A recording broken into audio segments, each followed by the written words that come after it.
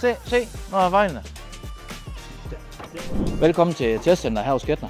Her ved testcenter, der kan vi stille en meget præcis diagnose på, hvad der er galt med den bil. Og det kan vi, fordi vi har det rigtig uddannet personale og det helt rigtige udstyr til det. Nu vil jeg fortælle kort om et par ting, vi oplever på de her elbiler, hvor folk de har troet, det var højvoltsbatteri, der er problemet med.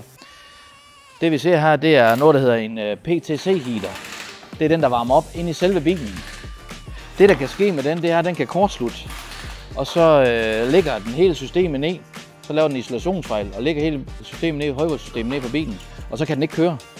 Så det er vigtigt, at man lige får målt rigtigt efter, hvad der er problemet, så en bil ikke kan køre. Ligeledes så har vi en her, noget der hedder en batterivarmer.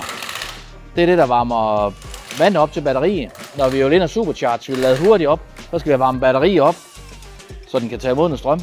Den kan gøre det samme med at kortslutte hele højvoltssystemet, så bilen ikke kan køre.